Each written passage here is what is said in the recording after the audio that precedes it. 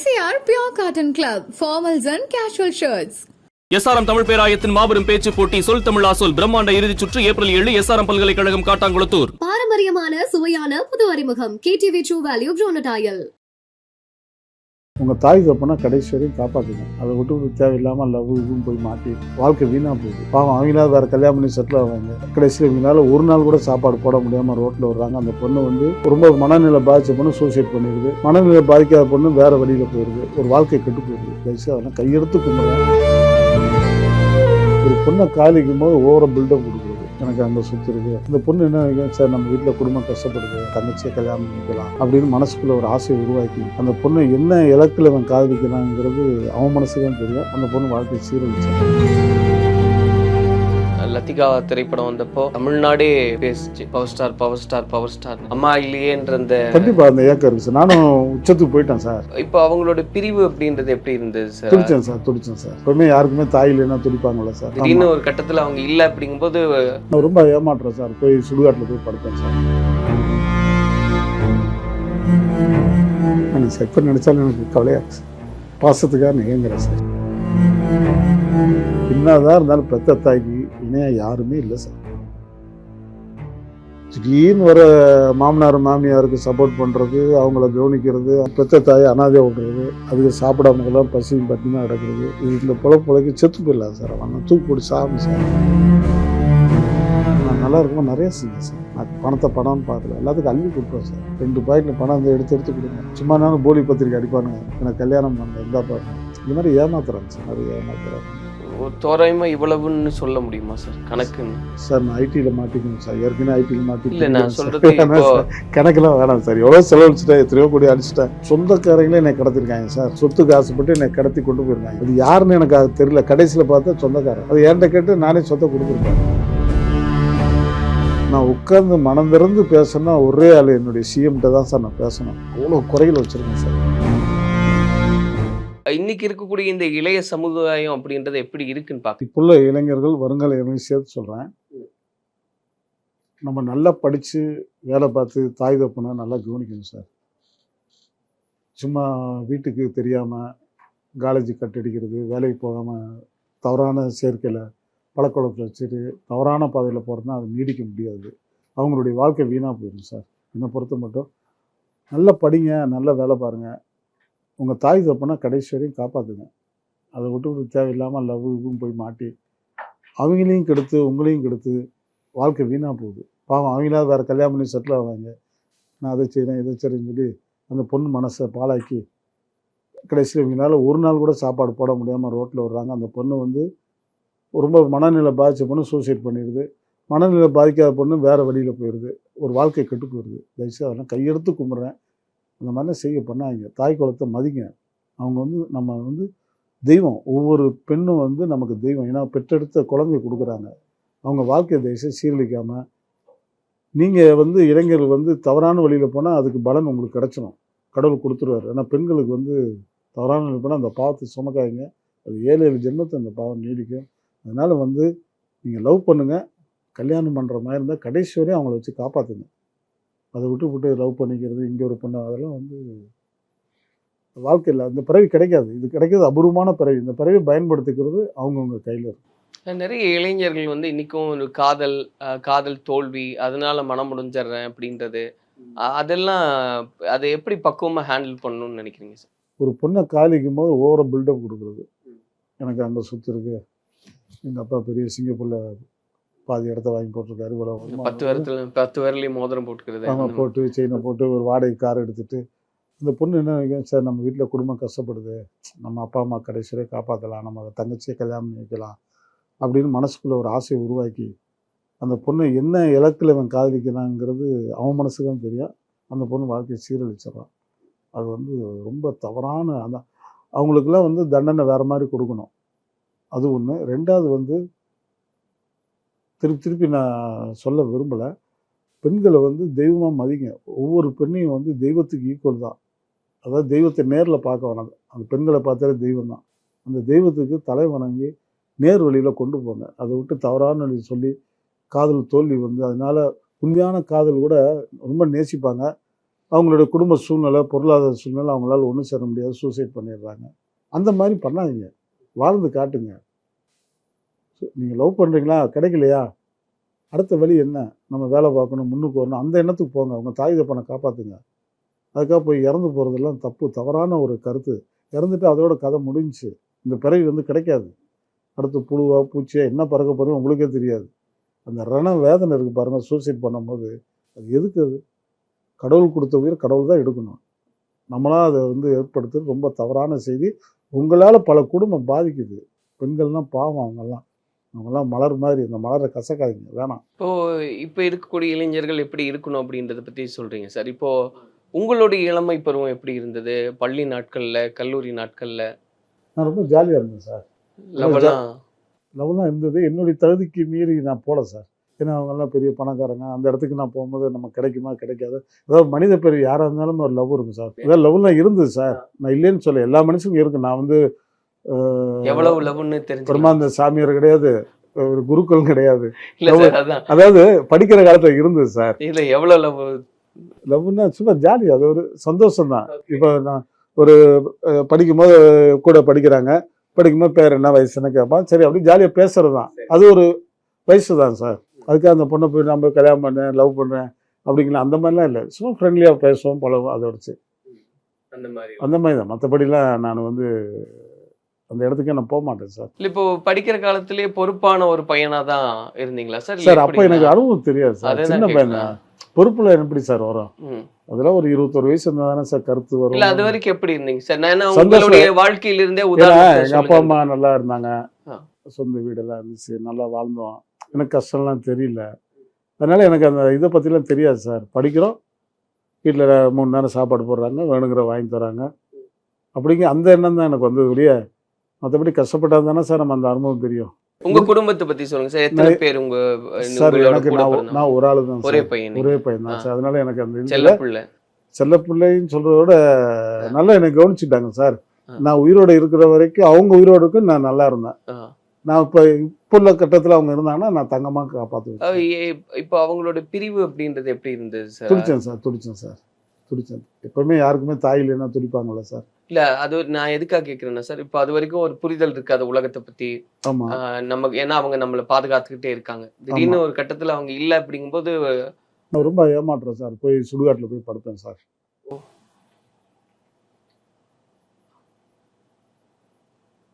எனக்கு எப்போ நினைச்சாலும் எனக்கு கவலையாச்சு. அம்மா அப்பா 2 பேரும் எனக்கு அம்மா நான் உயிர் சார். பாசத்துக்காக நிகழ்கிறேன் சார். என்ன வயசு இருக்கும்போது அந்த பாசம் எனக்கு இன்னைக்கு கிடைக்கல சார். தவிக்கிறேன். என்ன பாசமா யாராவது பேசிட்டா நான் அதனால தான் சார் பல இதை நான் கோடான கூடி இழந்தேன். இன்னைக்கு நான் இழந்திருக்கேன். பாசத்தால் அன்பா பேசினா சரி ரைட்டு, இவங்க நமக்கு உதவி பண்ணுவாங்க, நம்ம கூட கிடைச்சி இருப்பாங்க அப்படின்னு நினச்சி நான் போகிற ஏமாற்றம் என் கண்ணு முன்னால் பார்ப்பேன். அந்த மாதிரி நிறைய ஏமாற்றங்கள் தோற்றம். என்னதான் இருந்தாலும் பெத்த தாய்க்கு இணையாக யாருமே இல்லை சார். என்ன வயசு இருக்கும்போது தவறுனாங்க சார்? அவங்க இறக்கும்போது ஒரு 15-16 வயசு இருக்கும் சார். உங்களுக்கு 15? அப்போ கிட்டத்தட்ட ஸ்கூல் படிச்சுட்டு இருக்கிற. ஆமாம் சார். அந்த டயத்தில் ரொம்ப இப்படி புரிஞ்சுக்கிறேன் சார். அம்மா இல்லைன்ற அந்த அந்த ஒரு பாசம், அந்த ஒரு ஏக்கம், அதை யார் காமிச்சாலும் பவர் ஸ்டார் ஏமாத்திடலான்னு தெரிஞ்சுக்கிட்டு அதை வச்சு ஏமாத்திருக்காங்க. இல்லை சார், அந்த பாசங்கிற அந்த ஒரு இதை வச்சு என்ன பயன்படுத்திக்கிறாங்க சார். அம்மானு இல்லை, அண்ணன் மாதிரி வராங்க. இல்ல அதுதான் சொல்றேன், பாசத்தை காட்டினா பவர் ஸ்டார் அந்த மாதிரி ஏமாத்திட்டாங்க சார். நிறைய விஷயம் அதெல்லாம் வெளியே சொல்லக்கூடாது சார். என்னென்ன நினைவுகள் உண்டு சார்? அம்மா எனக்காக இதெல்லாம் செஞ்சு தந்திருக்காங்க சின்ன வயசுல அப்படின்னா? நான் சாப்பிட்டா தான் அவங்க சாப்பிடுவாங்க, எனக்காக வாசலே காத்திருப்பாங்க. உங்களுக்கு ஒரு ஆசை இருந்திருக்கும்ல, நம்ம பெரிய ஆளா வரும்போது அம்மாவும் இருந்திருந்தா இதெல்லாம் நான் செஞ்சிருக்கேன், என்னெல்லாம் நினைப்பேன்? நான் நிறைய நினைப்பேன் சார். என்னெல்லாம் அப்படி ஒரு பெரிய ஆசை? ஒருவேளை எங்க அம்மா இன்னைக்கு இல்லை, அம்மா மாதிரி நிறைய பேர் நான் பார்த்துருக்கேன். அவங்களுக்கு உதவி பண்ணுவேன், அனாதாசிரமம் போவேன், என்னால் முடிஞ்ச உதவி பண்ணுவேன். அவங்க ஆத்மா சார்ந்திருக்கா நான் செய்வேன். இப்போ கூட இந்த சினிமா பூஜை கூட அம்மா இருந்தால் நல்லா இருந்திருக்கும்.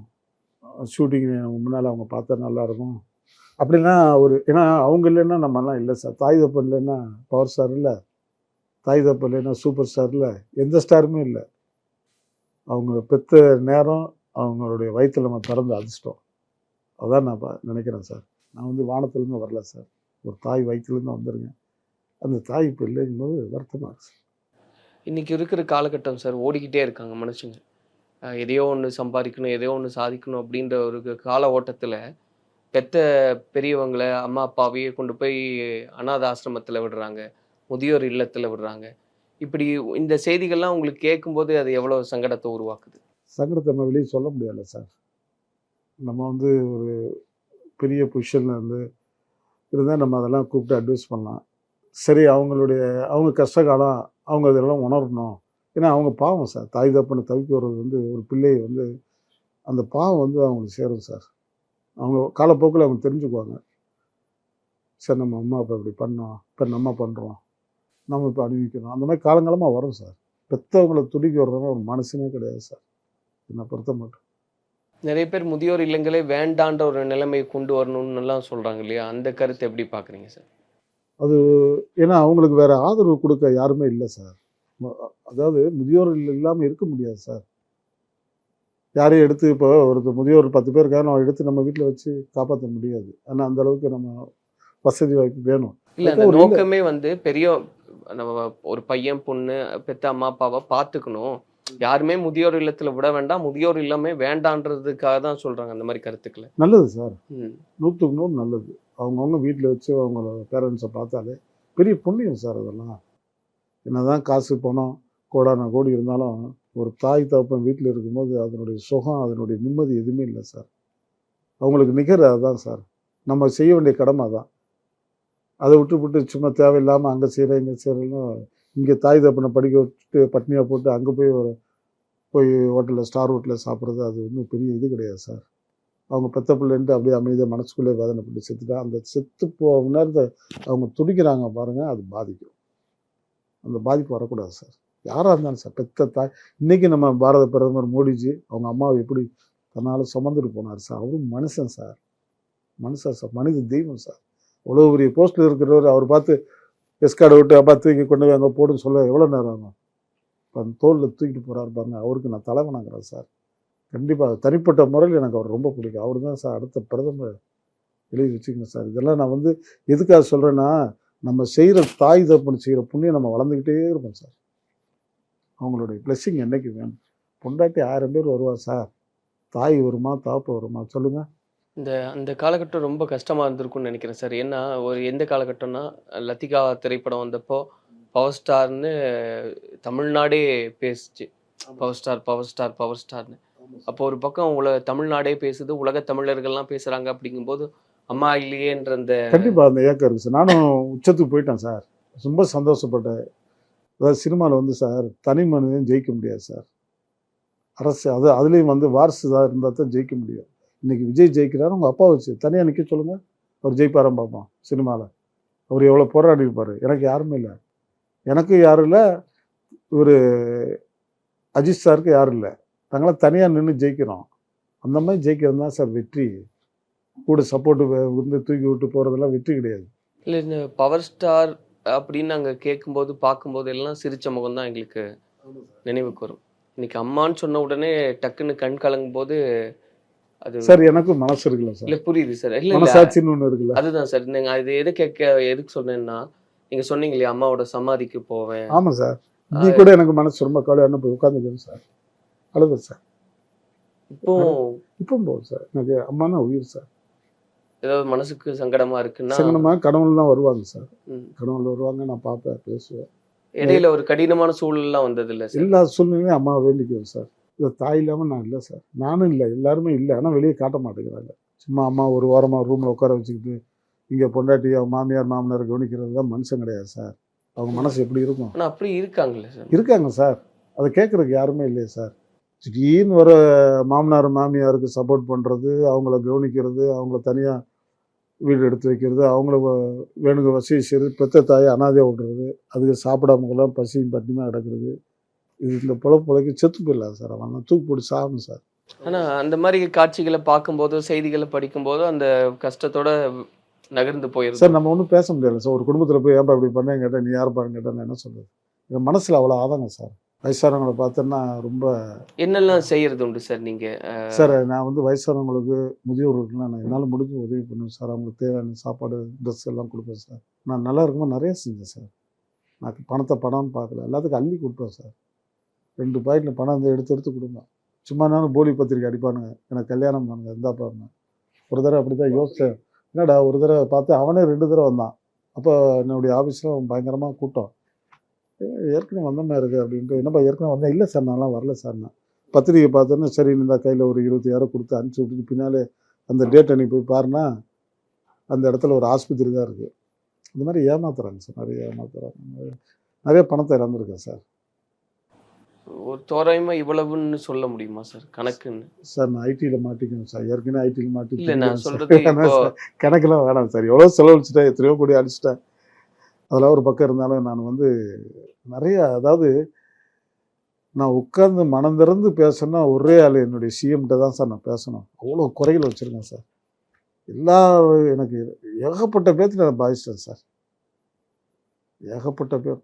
நான்லாம் இன்னைக்கு வந்து என்னுடைய மனநிலை, என்னுடைய தைரியம் இல்லைன்னு இருக்கனால இருக்கேன். இல்லைன்னா வேற ஒருத்தர் தான் என்னால் மண்ணோட போயிருப்பேன் சார். பவர் ஸ்டாருங்கிறது அது ஒரு பேர் வந்து என்னுடைய தலைவர், என்னை மானசீகமாக நேசிக்கிற என்னுடைய அண்ணன் திருமாவளவன் சார். அவர் எனக்கு பல வகையில் உதவி பண்ணியிருக்கார் சார். அதெல்லாம் வெளிச்சத்துக்கு நான் கொண்டு வரணும் சார். ஒரு பெரிய பாப்புலாரிட்டி இருக்கு சார் உங்களுக்கு. அது வந்து அதனால நல்லது நடந்திருக்கு, அதிகமா கெட்டது நடந்திருக்கு சார்? நல்லது 60%, கெட்டது 40% சார். சொந்தக்காரங்களே என்னை கடத்திருக்காங்க சார். சொந்தக்காரனை சொத்துக்கு ஆசைப்பட்டு என்னை கடத்தி கொண்டு போயிருக்காங்க. அது யாருன்னு எனக்கு அது தெரியல. கடைசியில் பார்த்தா சொந்தக்காரன். அது என்கிட்ட கேட்டு நானே சொத்தை கொடுத்துருப்பேன். ஆனால் பேப்பர் டிவியில் பார்க்கும்போது நானும் நாடகம் ஆடி இருக்கேன்னு இன்னும் அந்த ஃபைல் இருக்குது சார். யாரு கடத்தினா யாரு என்ன ஆச்சு சார்? அதோடைய அது அப்படியே ஃபைல் மூடிடுச்சு. இது வந்து நாடகம் எதுக்கு சார் ஆடுறேன் சார்? இங்கேருந்து ஊட்டிக்கு நான் நைட்டு பூரா ட்ராவல் பண்ணுறேன். கூட அடியாள் கத்தி துப்பாக்கி கூட வரானுங்க. நானும் பேட்டி கொடுக்குறேன். அவங்கள பற்றி இது வரைக்கும் போலீஸ் என்னை கூப்பிட்டு விசாரிக்கல. அப்போ என்ன இருக்குது சார்? இத்தனையும் ஏடிஎம் ஆட்சியில் தான் நடந்தது. இது வரைக்கும் அதுக்கான ஒரு விடை கிடைக்கல. யாரும் விசாரிக்கல, நானும் சொல்லலை. எப்படி என் குடும்பம் துடிச்சிருக்குன்னு தெரியுமா? ஆனா உங்களுக்கு தோணும் இல்லையா சார் அதுக்கான ஒரு தீர்வு வேணும்? தீர்வு கடவுளாக கொடுப்பாரு சார். கடவுள் கண்டிப்பாக கொடுப்பாருன்னு தெரியும் சார். சொத்துக்காக என்னன்னாலும் செய்கிறாங்க சார். அடுத்து 3வது ஆள் செய்கிறதோட சொந்தக்காரங்க செய்கிறாங்க. அதான் ஆச்சரியமாக இருக்குது. சொந்தக்காரங்க கிடையாது, அது தூரத்தூரம் எவனோ ஒருத்தர். அது மாதிரி வாழ்க்கையில் எவ்வளோ விஷயங்கள்லாம் நடக்குது சார். மொட்டை லெட்டர் எழுதி போடுறது, இன்கம் டேக்ஸுக்கு. ஆமாம், என்னெல்லாம் பண்ணுறாங்க அப்படி. இத்தனை கோடி வச்சுருக்காரு, அத்தனை கோடி வச்சுருக்காரு நான் போடுறது. அவங்க உடனே ரைடு வர்றது. இதெல்லாம் வந்து வெளியே சொல்ல முடியல சார் என்னால். சொல்ல அது தனியாக தான் சொல்கிறேன்னே. எனக்குன்னு ஒரு எனக்கு மேலே உள்ளவர்கிட்ட தான் நான் சொல்லணும் சார். இதெல்லாம் சொல்ல முடியாது. பவர் ஸ்டார் அப்படின்ற அந்த பாப்புலாரிட்டினாலேயே சிக்கல் தான். அப்படி இல்லை, நிறைய பணம் இருக்கு அப்படிங்கிற ஒரு யூகம் அவங்களே நினச்சிக்கிறாங்க. ஏகப்பட்ட கோடி கிடக்கு. நானே ஒரு கோடியில் உட்காந்துருக்கேன் சார். என்ன போட்டு சரி இருக்குது சார். நடிக்கிறோம், சம்பாதிக்கிறோம், குடும்பத்தை காப்பாற்றுறோம், செலவழிக்கிறோம், அது வேற. அதுக்காக இப்போ நீங்கள் சம்பாதிக்கிறீங்கன்னா உங்கள்கிட்ட வந்து நான் கேட்க முடியுமா சார்? உங்களை தூக்கிட்டு போய் நான் கடத்தி எனக்கு இவ்வளோ கொடுன்னு கேட்க முடியுமா? சினிமாவில் தான் நான் பார்த்துருக்கேன், நிஜ லைஃப்பில் நான் பார்த்துருக்கேன். அதாவது கடத்தி கொண்டு போகிறாங்க. அப்போ வந்து ஆனால் தமிழ்நாடு போலீஸ் மாதிரி சூப்பர் போலீஸ் யாருமே இல்லை சார். மேட்டூரில் நிற்கிறாங்க சார், ஒரு 20 பேர். அதில் ஒரு இன்ஸ்பெக்டர் நிற்கிறார், எஸ்ஐங்க டார்ச் அடிக்கிறாரு காரில். இது யாருங்க அப்படின்னாரு. ஒன்று என்ன பார்க்குற பவர் வாங்க கீழேங்கன்னா இவங்க என்ன சொல்கிறாங்க, ஸ்டெண்ட் மாஸ்டர்னு சொல்லுங்கள் அப்படிங்கிறாங்க. என் மனசுக்குள்ளே என்ன ஓடுது, இதை யார் கடத்துறா? அதுதான் இப்போ அந்த நோக்கத்தில் தான் நான் போகிறேன். அப்போ இன்ஸ்பெக்டர் கேட்குறாரு இறங்கி நின்று, இல்லை சார் நாளைக்கு ஷூட்டிங்கு, அவங்க ஸ்டெண்ட் மாஸ்டர் சார். இல்லையே பார்த்தா தெரியல, ஆள் கடத்துற மாதிரில இருக்குண்ணா. இல்லை சார் கேட்டாங்க. அப்படி இன்ஸ்பெக்டர் கேட்குறாரு சார். நான் நினச்சிருந்தேன் அந்த இடத்துல சொல்லியிருந்தேன்னா அவங்க எல்லாம் மாட்டிருப்பாங்க சார். ஏன் சொல்லல சார் நீங்கள்? அதான் இது பின்னால் யார் இருக்கா நான் கண்ணால் பார்க்கணும். அதுக்கு தான் நான். ஆனால் ஒருவேளை அந்த இடத்துல பயம் இல்லையா, இவங்க கூட்டிகிட்டு போயிட்டு ஏதாவது செஞ்சிருவாங்களோ நம்மளை? செய்ய மாட்டேன்னு தைரியம் தான். அதாவது செய்கிறவன் ஸ்பாட்லேயே செய்யணும். கூட்டி போய் தான் செய்யணும். என்ன இருக்குது? ஆனால் ஃபோன் வந்துக்கிட்டே இருக்கு, பேசிக்கிட்டே இருக்காங்க. இது யார் கமெண்ட் பண்ணுறா, யார் இது நடத்துகிறா அப்படிங்கிறத எல்லாம் தெரியுது. ஆனால் கடைசி வரைக்கும் அது யாருன்னு தெரிஞ்சுட்டேன். அப்போ நீங்கள் சொல்லி மேற்கொண்டு அதை அடுத்து வரணும் சார். விசாரணை வரமா நான் சொல்லாமல் இருக்க மாட்டேன் சார். என்னன்னு சொல்லி உங்களை இப்போ காரில் ஏற்றுனாங்க சார்? அப்போ இல்லை, உங்களுக்கு ஒரு படம் புக் பண்ண போகிறோம், அட்வான்ஸ் தரேன், வாங்கன்னு சொல்லி ஒரு ஹோட்டலுக்கு வர வச்சாருங்க. அங்கே போனால் 10 பேர் டூப்ளிகேட் அட்வொகேட் உட்காந்துருக்கான். பார்த்தாக்கா உங்களுக்கு அந்த பிரச்சனை இந்த பிரச்சனை. நான் சொன்னேன், சரி அது எந்த பிரச்சனையாக இருந்தால் வாப்பா ஸ்டேஷனுக்கு போகலான்னு. இல்லை நாங்கள் தான் தீர்வு பண்ணோம், இங்கே அங்கே வான்னு கூப்பிட்டு போய் நிறைய விஷயம் பண்ணியிருக்காங்க சார். இதுக்குன்னு தனியாக நம்ம உட்காந்து பேசுவோம் சார். இது வந்து விசாரணை கோர்ட்டுக்கு போனால் தான் சார் தீர்வு கிடைக்கும். ஆனால் அது நினைக்கும் போதெல்லாம் ஒரு வருத்தம் தானே சார் அது? மனசுக்குள்ள ஆதாயம் இருக்குது சார். அது எப்படி சார் இல்லாமல் இருக்கும்? இந்த கடைசியாக ஒரே ஒரு கேள்வி சார். ம். நம்ம ஒருத்தரோட வீக்னஸை பயன்படுத்திக்கிட்டு அது மூலமாக ஒரு ஆதாயம் தேடுறதுன்னு ஒன்று இருக்கு இல்லையா? இப்போ பவர் ஸ்டாரை வந்து அவர்கிட்ட அன்பாக பேசினா, ஒரு பாசமாக பழகுனா ஏமாத்திடலாம். இது தெரிஞ்சுக்கிட்டு உங்களை ஏமாத்துறாங்க இல்லையா? அவங்களுக்கு என்ன சொல்லணும்னு விரும்புறீங்க சார்? முட்டாள்னு சொல்கிறோம் சார். வடிகட்டுன்னு முட்டாள். ஆனால் அவங்கள உங்களை முட்டாளாக்க முயற்சி பண்ணிருக்காங்க. இல்லை அவங்க தான் முட்டாள். என்ன முட்டாள் தான் நினைக்கிறாங்கன்னா அவங்க தான் உண்மையில முட்டாள். ஏன்னா ஒரு ஸ்டேஜ் வரைக்கும் நம்ம தெரிஞ்சுக்கிறோம்ல சார். நம்ம கடைசி வரை அவங்க கூட ட்ராவல் பண்ணணும்னு நினைக்கிறோம். ஒரு பேச்சுக்கு இப்போ நீங்கள் வரீங்க, தப்பாக நினச்சிக்காங்க, நீங்கள் அவங்க கூட பழகுறீங்க, எனக்கு துரோகம் பண்ணணும்னு நினச்சிட்டு என்னை வந்து உங்கள் எதிர்பார்ப்பெல்லாம் கேட்டுக்கிறேன், நான் கொடுத்துக்கிட்டு இருக்கேன். ஒரு ஸ்டேஜ் எனக்கு தெரியும் போது அதோடு உங்களை கட் பண்ணுறல. அந்த மாதிரி தான் ஒரு நாய் எனக்கு பண்ணியிருக்கு. இதே தான் கூட இருந்தே எனக்கு ஆப்போச்சான் கழட்டி விட்டேன். அப்போ அவன் வந்து என் கூட கடைசி வரை ட்ராவல் பண்ண முடியாது. அப்போ அவன் முட்டாள் தானே. எதுக்கு அந்த மாதிரி செய்யுங்கிறது எனக்கு தெரியல. நீங்கள் உங்கள் வாழ்க்கை வாழுங்க, யாருக்கும் துரோகம் செய்யாதீங்க. கண்டிப்பாக சார். யாருக்கு எதுக்கு சார் நம்ம துரோகம் பண்ணணும்? அதெல்லாம் தான் பாவம் சார். அதெல்லாம் சந்தர்ப்ப சூழ்நிலையில் ஒரு மனிதன் வந்து தவறு செய்கிறான்னா அது தெரியாமல் கூட இருக்கிறவன் செய்ய வச்சு செய்கிறான். என் பேரை பயன்படுத்தி அதில் நான் மாட்டிக்கிறேன். இதுதான் உண்மை. நான் மாட்டிக்கிறேன். ஆனால் இப்போ சுதாகரிச்சுக்கிறீங்களா? இப்போ ரொம்ப சுதாரிக்கிறேன். இனிமேல் வரமாட்டாங்க. ஏன்னா பேட்டிலாம் கொடுக்கணும்னா பயப்படுவாங்களா? ஐயோ அப்பா இதுக்கிட்ட நம்ம கொடுத்துட்டு அப்படின்னு நிறைய விஷயங்கள் சார். எனக்கு ஒரு ரவுடிஸ் தொல்லை இருந்தது, மிரட்டல் உருட்டல் எல்லாம் இருக்குது. நான் எல்லாத்தையும் சமாளிச்சிட்டேன். வரட்டும் பார்த்துக்கலாம். எனக்கு உற்ற துணை யார் தெரியுமா சார்? ப்ரெஸ்ஸு தான் சார். கூப்பிட்ட குரலுக்கு ஓடி வருவாங்க சார். உலகத்துக்கு வெளிச்சத்தை காட்டுறவங்க 2 கண்கள் அவங்க தான் சார். சத்தியமாக சொல்கிறேன். என்னெல்லாம் கடத்தி வரமே வீட்டில் வந்து 50 ப்ரெஸ் நின்னாங்க சார். பேட்டி எடுத்தாங்க. இது மாதிரி நான் ப்ரெஸ்ஸையும் பத்திரிக்கையாரும் ரொம்ப நம்புகிறேன். அவங்க தான் என்னுடைய உயிர். என்னுடைய வளர்ச்சிக்கு இந்த இடத்துல பாஸ் ஆகிறதுனா 2 கண்கள் அவங்க தான் சார். நான் உயர்த்தி பேசணும்னு அவசியமே இல்லை. அதனால் எனக்கு அவங்க தான் பாதுகாப்பு, வேறு யாரும் கிடையாது. கடவுளுக்கு அடுத்து அவங்கள தான் நான் நினைக்கிறேன். ஆனால் நிறைய விஷயம் பேசியிருக்கீங்க சார். குறிப்பாக ஏன்னா நாங்கள் சிரித்த முகமாகவே பவர் ஸ்டாரை பார்த்தது இன்னைக்கு ஒரு அழுகையோடு பார்க்குறது கஷ்டமாக இருந்தாலும் அதில் நீங்கள் சொல்லியிருக்கிற கருத்துன்றது உண்மையாகவே தேவை தான். அந்த பெற்றோர்களை பார்த்துக்கணும், விட்டுறக்கூடாதுன்றது நிச்சயமாக அதை எல்லாருமே புரிஞ்சுக்குவாங்க அப்படின்றத நம்புகிறோம். கண்டிப்பாக. நன்றி நன்றி. ரொம்ப சந்தோஷம். MCR Pure Cotton Club, formals and casual shirts. SRM Tamil பேராயத்தின் மாபெரும் பேச்சு போட்டி சொல் தமிழா சொல் பிரம்மாண்ட இறுதிச் சுற்று ஏப்ரல் 7 எஸ்ஆர்எம் பல்கலைக்கழகம் காட்டாங்குளத்தூர். பாரம்பரியமான சுவையான புது அறிமுகம் KTV True Value Bronatile.